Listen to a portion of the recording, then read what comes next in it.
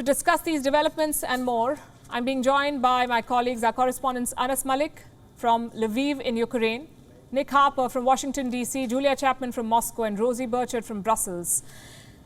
Good evening to all of you and thank you for joining me. Anas, let's start with you. You are in Ukraine. What's the situation like in Lviv? You landed there this morning. Tell us about your experience so far.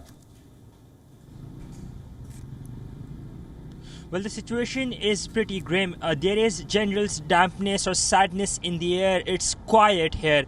But one thing you rightly mentioned, that do not underestimate the Ukrainian resistance, and rightly so, because everybody who I've met, they're putting their boys and even in fact the girls as well to join the Ukrainian resistance. Boys as young as 16, just fresh college graduates. Just a while back I spoke to them, and they were enlisted to join the group of volunteers or militias as we call it, and they are to pick up the weapons from tomorrow onwards. They vow that they will be protecting all inches of their land, come what may. They are angry at the international community by and large for two things. One, they say that the international community needs to up its effort into supporting the Ukrainian people, A, and B, the fact that the international community woke up very late into supporting the Ukrainian people. This should have been done much earlier. Whatever that is being done right now for support, this should have been done much earlier in the run-up to this invasion. Palki? Anas, Lviv is one of the few centres and one of the few cities that has managed to escape this war. It has become a shelter of sorts for refugees and diplomats and even journalists, a base for war preparations, you could say. Is it expected to remain that way, or is it just a matter of time before Lviv also sees that kind of shelling and bombing? What is the perception on the ground? Well, the perception on the ground is that it is just a matter of time, that things can escalate quite quickly. Just twice in the past 24 hours, we saw those air raid sirens going off. Just as when I arrived last night, that's when the first time when we heard those air raid sirens going off. That means basically you have to leave everything whatever that you're doing and rush to the nearest bomb shelter. That was late last night around 10 p.m. local time. And early morning as well, today in the morning, we saw those air raid sirens. So the perception on the ground is that it's just a matter of time until the war moves from the east towards the west here in the city of Lviv. The city is currently considered to be a transit hub or a transit city for those people from elsewhere in the country trying to escape out of the country to Poland, mostly to Poland, because it adjoins to two borders of Poland. One is the Karachowa border and the other is the Medica border from where I crossed in as well. There are lines and lines, long queues of people, about 5 to 7 kilometers at least, one of them which I witnessed at the Medica border. So that actually explains, people say that it's only a matter of time, and the reason they're trying to escape it at the earliest, escape from here at the earliest, so that they can be what they believe is considerably safe. Palki? Right, Anas, I understand you're standing in sub-zero temperatures, and this is the second war you're covering for us in the last 6 months. Thank you very much for joining this broadcast, and stay safe.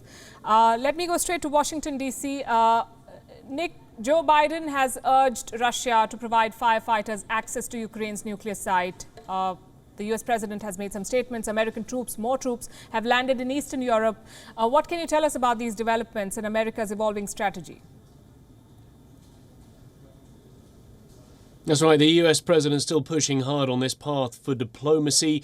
We know that he had a late-night phone call with Volodymyr Zelensky after we saw the attack on the nuclear plant. The two leaders speaking, both urging in a statement that the White House put out afterwards for firefighters to be allowed access to the plant. More troops also going, and we know that within the next 45 minutes or so, President Biden will be speaking to the president of Poland, looking at ways that they can assist each other in the ongoing situation. The Secretary of State, Antony Blinken, also on his way to Poland. He's currently in Brussels for the meeting with NATO and the G7 foreign ministers, but he'll be heading to Poland next, and then another 4 European countries over the course of the weekend. So the US is doing what it can in terms of diplomacy, but at this stage it is clearly still in a holding pattern as to what it can do. We have seen more sanctions over the last 24 hours targeting oligarchs in particular.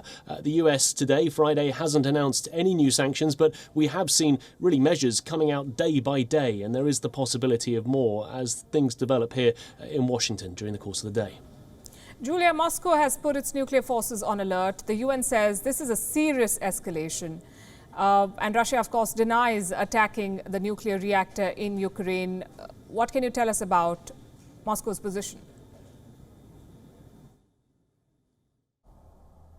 The Kremlin insists that the nuclear threat is not being posed by Russia. Sergei Lavrov, the Russian foreign minister, earlier this week said that it was the West that had ideas of nuclear war swirling around its heads. That said, he also earlier, before those comments, said the next world war will likely be a nuclear one. So undoubtedly everybody is watching very closely as to what Russia does, but analysts are saying that putting nuclear forces on alert is really not necessarily the aggressive tactic that it appears. It could just be an attempt to trigger the West, and that the West not putting its forces on alert in return was the right response. So they are trying to reduce the threat of any kind of nuclear conflict.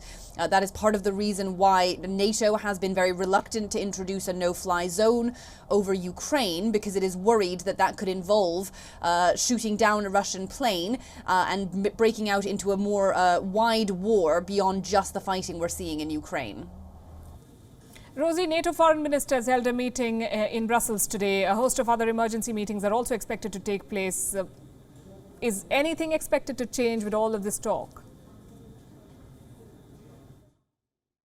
Well, that meeting of NATO foreign ministers has just wrapped up, but it's really a bumper day of diplomacy here in Brussels. There was then a meeting of G7 foreign ministers and then a meeting of EU foreign ministers with special guests from the United States, the United Kingdom, Canada and, of course, Ukraine. Those talks are happening in this building, and ministers have really been looking at the way ahead as this conflict intensifies. There were some reactions of shock and outrage to that news and reports of an attack on a Ukrainian power plant.